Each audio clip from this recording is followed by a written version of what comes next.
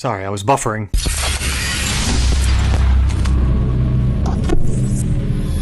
Welcome back, everybody. My name is Brad. Welcome back to the channel, and welcome to episode 10 of Breakwater Point.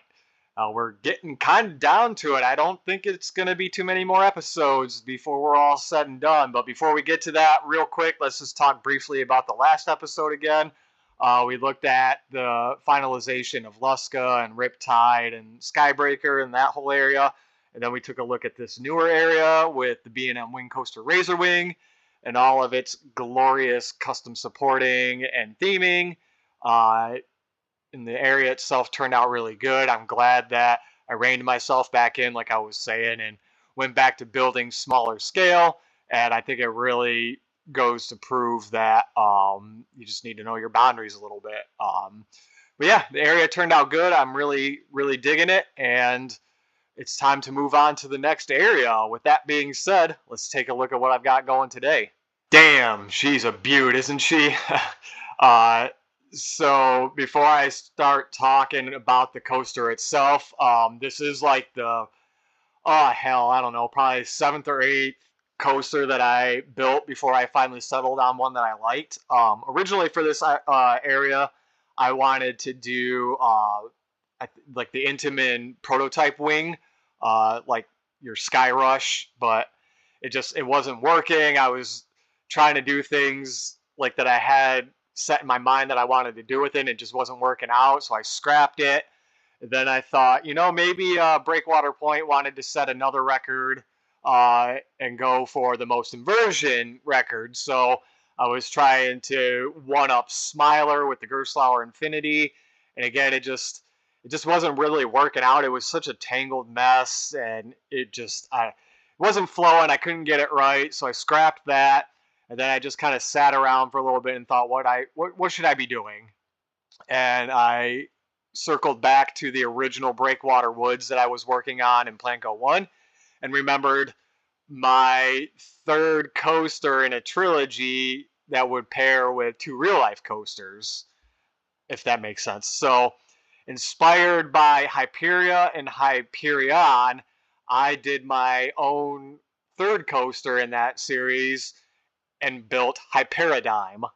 So in that build, it was one of my favorite coasters. The custom supports on it were just so cool. And to be honest, those 2 coasters in real life just have some awesome layouts and some awesome elements. So I wanted to kind of draw inspiration from those and do my own build, and it turned out awesome. So I was like, you know what?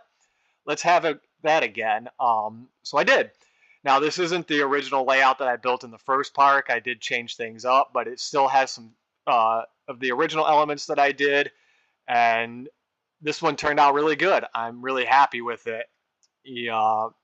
The first hill definitely stole from Hyperion with the almost vertical, like twisting dive, but it is such a cool element.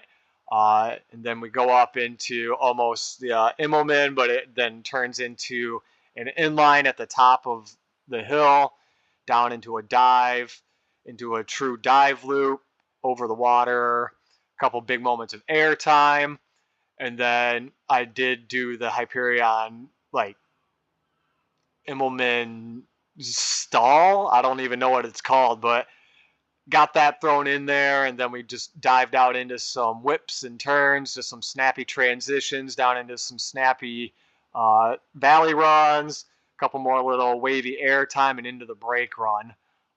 It's a sweet ride. Green across the board, great, believable stats, and man, this thing rips from start to finish. So I'm excited to show you the POV. It's going to have its own gift shop attached with the loading station, which will be new for the park. It's got its little accompanying flat ride. I can't remember what this thing is called. The Synchronize, which will get its own name. But I kind of built this little area to almost be like they had a 4th flat ride here to round everything out, but it was removed to make place for the coaster and the gift shop.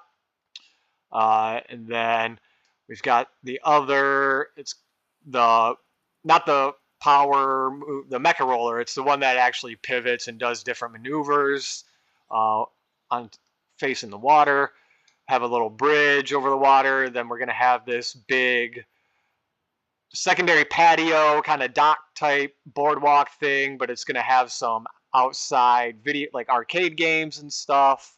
Because I did go on the workshop and grab some really nice arcade games, so I'm finally, after like mentioning it like 4 or 5 times, going to have some arcade games, which maybe I will go back through and retrofit some in throughout the other areas of the park, but who knows? It's not a huge deal. Obviously, they're just there for show. They won't be actually used. And then I threw the Hellion Ring in there just for good measure to kind of balance out the rest of this area. So yeah, that's where we're sitting right now. I have a load of custom supports to do on Hyperidigm, lots of theming, some buildings. So yeah, I'm going to go ahead and get to it, and we'll see you here in just a moment. Custom supporting. Is it worth it? The only right answer is yes and no. Yes and no because damn does it look good. No, because I wanted to rip my hair out the whole time I was doing it.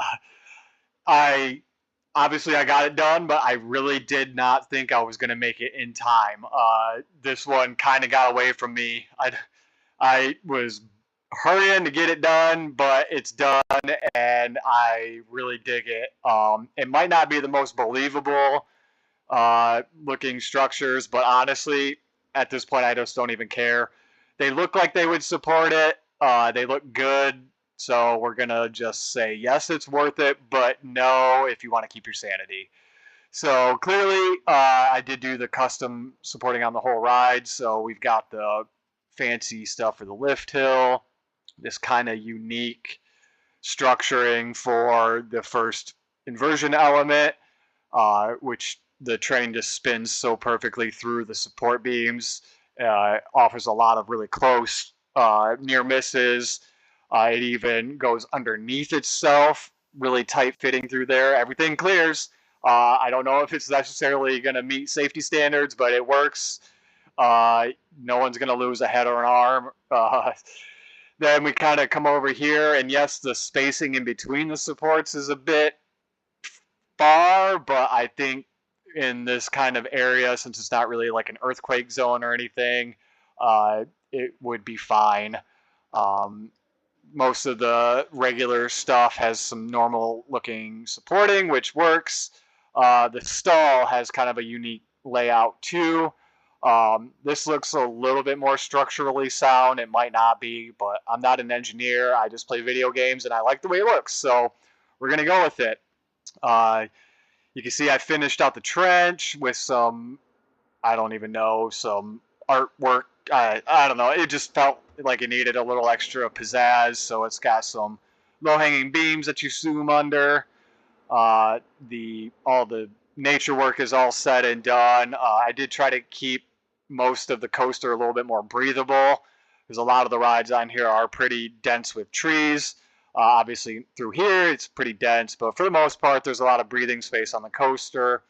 That I wanted all that custom supporting to not just be hidden by trees, so I tried to keep it pretty well open. Especially on the first drop, I wanted, people down on the footpath to be able to really get a good view of that. The loading station is all set along with the gift shop. It's pretty minimalist, but I kind of wanted that just because it's not fitting the rest of the tropical theme. It's kind of more of a modern type station, glass roof and everything. But I like the way it turned out. Custom sign for the ride, which I think is kind of a cool little visual. It almost gives it like a hologram type feel. Got it up front here too. I really like the way it turned out. So the rest of the pathing and everything is all done. The flat ride got a little bit of a makeover. It's got its foliage and everything around it. Same as over here. We just kind of tightened everything up and did the foliage. It's just got a very simple, basic fountain feature outside of the new flat ride, which I've called Thunder Roll. The bridge is done. Pretty simple, but that's okay. I didn't want it to be too elaborate or anything. Oh, you just saw the water feature on the Hyperidigm. You're going to see the other one. Woo! Yeah, you're going to get wet on this roller coaster. I forgot to mention that. The arcade slash grab and go stall is all said and done. I really like the way this turned out. It's kind of a nice little chill area. Come hang out, play some video games. If you're like me, you get a little nostalgic because the DDR machines are there. I know if I had visited this park in my teen years, I definitely would have spent some time getting hot, sweaty, and disgusting playing that. That's exactly what you want to do in a tropical environment is go play some Dance Dance Revolution when it's 90 plus degrees out.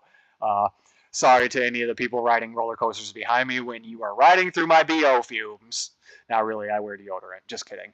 Uh, Helion's all done up and started kind of working into the next area here and just started with the basic foundation, the groundwork.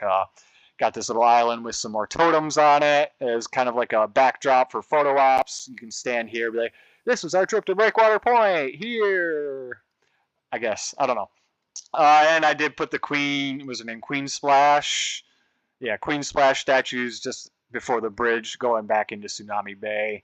Don't know why, just found them in the assets and thought, yeah, they can live there. So, but yeah, that's about the area in a nutshell. I'm not going to talk too much more because I want to keep the episodes to within that 20-minute range. I think 15 to 19 minutes is kind of the right area to be in for time. So that's about it for this area. Like I said earlier, I think we've got maybe 2, maybe 3 more main kind of episodes left of the build. I will still do a shorter wrap-up video where I go in and do the hotel and some of the backstaging. I am going to go through and do some night lighting because I haven't done that on everything. Maybe some retrofitting of a few things here and there, but that should about wrap the park up before the final park tour video comes out. So we're getting down to it. I'm getting excited. I want to keep building, so let's go ahead, hop on Hyperadigm for the POV, and I will see you again in the next episode. Remember, if you haven't already, please hit like and subscribe to follow me for more Planet Coaster content, and I will see you in the next episode. See you, everybody.